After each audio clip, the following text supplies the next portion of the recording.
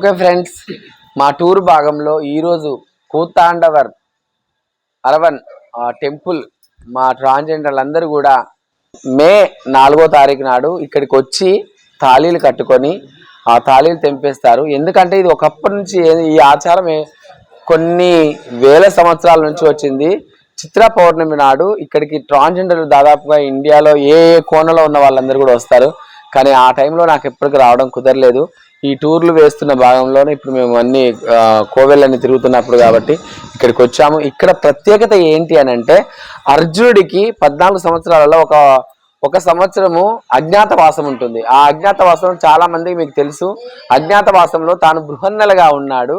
అప్పుడు ఇక్కడ నుంచి బృహన్నగా మారిందని ఈ కోవెలకు ఈ టెంపుల్కి ఆ ఒక ప్రత్యేకత.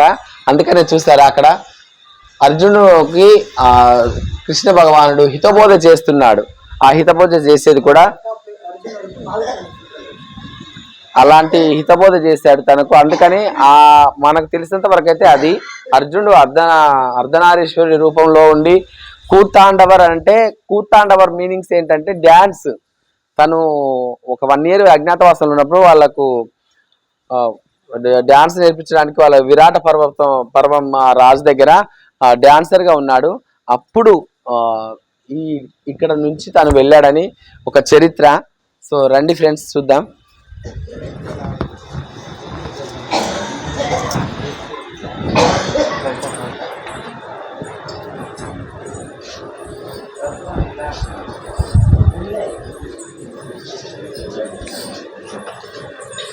నిజంగా నేనైతే ఎన్ని సంవత్సరాలుగా నేను ఢిల్లీలో ఉన్నప్పటి నుంచి కూడా ఆఫ్టర్ ఒక 25 yearsగా ఇక్కడికి రావాలనుకున్నాను.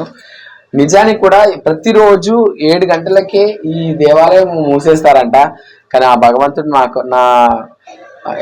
నా సంకల్పం చాలా గొప్పది కావచ్చు. అందుకనే ఈరోజు ఎన్ని టెంపుల్ అయినా కానీ మాకు తెలిసే ఉన్నాయి. ఈ 10:30 అవుతుంది.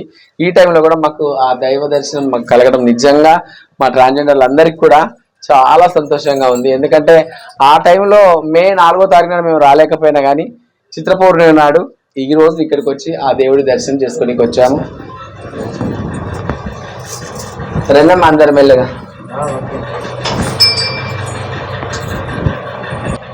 ఒక్కొక్క పాట ఎక్కడెక్కడ ఉంటుందని అవి చెప్పు. వాటి இந்த பாடி பார்ட்ஸ் எங்கெங்க இருக்கோ அந்த ஊர் பேர் மட்டும் சொல்லு வீடியோல. சரியா? நான் வர சாமியோட ஹிஸ்டரி மொத்தமும் தெரியுமா? யாருக்கு மொத்தமும் தெரியுமா? யாருக்கும் தெரியாது. நீ சொல். 10 minutes చాలు. ఒకళ్ళతో పట్టుకోండి.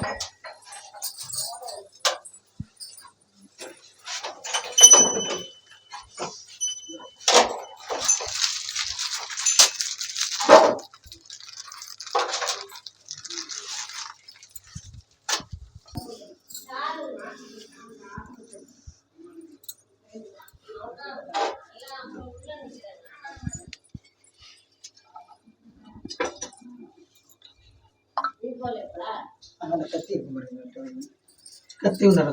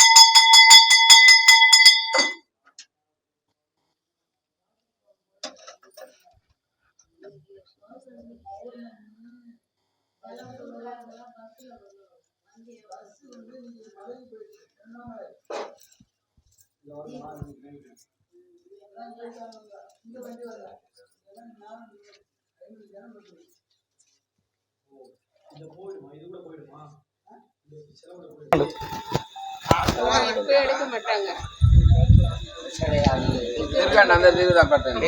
ఆడుకోవాలంట. తిరగండి, మంచి నీట్గా తిరగండి. అప్పురం పోకుండా తిరగండి. வரான் வரான் தோட்டத்தில நல்ல ஒருவம் போட்டது வெள்ளரிக்கா.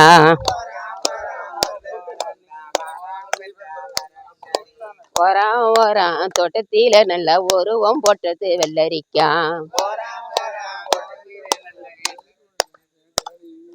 காசுக்கு 2 விற்க சொல்லி அவன் காழுதான் போட்டானா வெள்ளக்காரன்.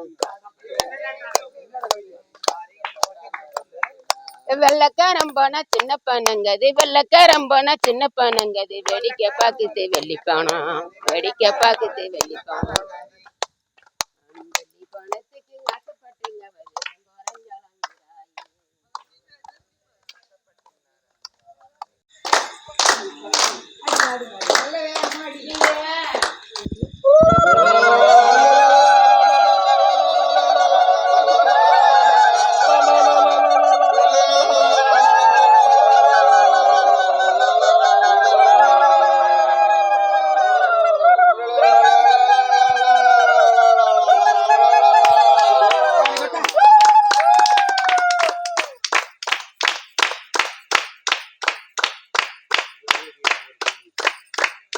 హిజ్రాలు సభ్య సమాజం నుంచి అనాదరణకు గురైన నిర్భాగ్యులు. వాళ్లలో కొంతమంది భిక్షాటన, వేశ్య వంటి వృత్తులతో జీవిస్తూ ఉంటారు. అయితే ఇప్పుడు పరిస్థితి మారింది. ఇప్పుడు హిజ్రాల్లో కూడా చాలా మంది ఉన్నత విద్యావంతులుగా, గౌరవప్రదమైన వృత్తులు, ఉన్నతోద్యోగాల్లో ఉన్నారు. అదంతా అలా ఉంటే హిజ్రాలు జరుపుకునే ఈ వింత వేడుక ఎలా మొదలైంది, ఎందుకు మొదలైంది, ఎప్పుడు మొదలైంది? హిజ్రాల ఈ పెళ్లి వేడుక గురించి హిజ్రాలు ఓ కథనం చెప్తారు. అది మహాభారత యుద్ధం జరుగుతున్న కాలం. ఆ సందర్భంలో పాండవులు గెలవాలంటే ముందుగా ఒక మహావీరుడిని నరబలి ఇవ్వాల్సి ఉంటుంది అని చెప్తారు కొందరు పెద్దలు. అలా పాండవుల గెలుపు కోసం ప్రాణత్యాగం చేయడానికి సిద్ధపడే వీరులు పాండవ సైన్యంలో చాలా మందే ఉన్నారు. అయితే కౌరవుల కంటే పాండవులకు సైనిక బలం తక్కువగా ఉంది. ఇలాంటి పరిస్థితుల్లో ఒక మహావీరుడిని పోగొట్టుకోవడం పాండవులకి ఇష్టం ఉండదు. దాంతో ఈ గండం నుంచి గట్టెక్కించాల్సిందిగా శ్రీకృష్ణుని కోరుతారు పాండవులు. దాంతో శ్రీకృష్ణుడు బాగా ఆలోచించి అర్జునుడు, నాగకన్యకు జన్మించిన ఇరావంతుడు ఇందుకు సరైన వ్యక్తిగా భావిస్తాడు. విషయాన్ని ఇరావంతుడికి తెలిపి బలికి సిద్ధం చేస్తాడు. పాండవుల గెలుపు కోసం బలి కావడానికి సంతోషంగా ఒప్పుకుంటాడు ఇరావంతుడు. అయితే బలికి ముందు తాను వివాహం చేసుకోవాలనుకుంటున్నానని శ్రీకృష్ణుడికి తెలియజేస్తాడు ఇరావంతుడు. దాంతో శ్రీకృష్ణుడితో పాటు పాండవులంతా ఆలోచనలో పడతారు. ఎందుకంటే కొద్ది కాలంలో చనిపోబోయే వారిని ఎవరు వివాహం చేసుకుంటారు, పిల్లనెవరిస్తారు? దాంతో ఇక మరో దారి లేక శ్రీకృష్ణుడు తానే స్త్రీగా మారి ఇరావంతుడిని పెళ్లి చేసుకున్నాడు. అలా ఆ మోహిని అంశతోనే తాము పుట్టాము అన్నది హిజ్రాల నమ్మకం. అందుకే ఇరావంతుడిని తమ భర్తగా భావించి కొలుచుకుంటారు హిజ్రాలు. ఇది హిజ్రాలు తమ పుట్టుకకు సంబంధించిన బలంగా నమ్మే పౌరాణిక కథనం. ఈ కథనం ఇలా ఉంచితే ఇక ప్రస్తుత వింత వేడుక విషయానికి వస్తే, ఏడాది మొత్తంలో దేశంలో ఎక్కడెక్కడో ఉండే హిజ్రాలు చైత్రమాస పౌర్ణమి రోజుకి మాత్రం తమిళనాడులోని విల్లుపురం జిల్లాలోని కువాగం గ్రామానికి చేరుకుంటారు. అక్కడి కుతాండవర్ ఆలయంలో వివాహం చేసుకోవడానికి సర్వం సిద్ధం చేసుకుంటారు. చెన్నై నుంచి ఈ ఆలయం 200 కిలోమీటర్ల దూరంలో ఉంటుంది. వారం రోజుల ముందు నుంచే వివిధ ప్రాంతాల నుంచి హిజ్రాలు విల్లుపురం చేరుకుని పూటకో విధంగా అలంకరించుకుని సందడి చేస్తారు. వీధుల్లో ఆటలాడుతూ, పాటలు పాడుతూ ఉత్సాహంగా గడుపుతారు. ఈ సందర్భంగా హిజ్రాలకు డాన్స్, అందాల పోటీలు కూడా నిర్వహిస్తారు. కళ్యాణోత్సవం రోజున హిజ్రాలందరూ పట్టు చీరలు ధరించి పెళ్లి కూతుర్లలాగా అలంకరించుకుని ఇరావంతుడి దర్శనానికి బయలుదేరతారు. ఆ తరువాత అక్కడి పూజారులతో పసుపు తాడును తాళిగా కట్టించుకుంటారు. అలా తాళిని కట్టించుకున్న హిజ్రాలు ఆ రాత్రంతా ఆలయంలోనే ఆడుతూ పాడుతూ సంతోషంగా గడుపుతారు. చక్కెరతో చేసిన ఇరావంతుడి విగ్రహాన్ని ఊరంతా ఊరేగిస్తారు. ఇక తెల్లవారుజామున ఇరావంతుడి బలికి సూచనగా విగ్రహం తలను తీసేస్తారు. అంతవరకు ఆనందోత్సాహాలతో ఆడిపాడిన హిజ్రాలు తమ భర్త ఇరావంతుడు బలయ్యాడని గుండెలు బాదుకుంటూ జుట్టు విరబోసుకుని హాహాకారాలు చేస్తూ తమ విచారాన్ని వెలుబుచ్చుతారు. ఆ తరువాత తాళిని తెంపేసి గాజులను పగలగొట్టి స్నానం చేసి వైధవ్యానికి సూచనగా తెల్లని చీరను కట్టుకుని ఆ ఊరు విడిచి తమ స్వగ్రామాలకు చేరుకుంటారు. దాంతో ఆ ఏడు ఉత్సవం ముగుస్తుంది. ఉత్సవం 18 రోజులు నిర్వహిస్తారు. ఈ 18 రోజులలో 17వ రోజు మాంగళ్య ధారణ, 18వ రోజు వితంతు అవతారం, ఈ రెండు ముఖ్య ఘట్టాలుగా పరిగణిస్తారు. నిజానికి ఈ రోజు కోసం, ఈ ఉత్సవం కోసం హిజ్రాలందరూ ఏడాది పొడుగునా ఎదురు చూస్తూ ఉంటారు. హిజ్రాలకు ఇదే అతిపెద్ద పండుగ. ఈ పండుగ సమయానికి ఎక్కడో విదేశాల్లో ఉన్న హిజ్రాలు కూడా ఇక్కడకు చేరుకుంటారు. ఈ ఉత్సవంలో వీరు సరదాలు సందళ్లు మాత్రమే కాదు, ఎన్నో వైవిధ్యమైన సమావేశాలు సభలు నిర్వహించుకుంటారు. ఎన్నో ముఖ్యమైన నిర్ణయాలు కూడా ఈ సభల్లోనే తీసుకుంటారు.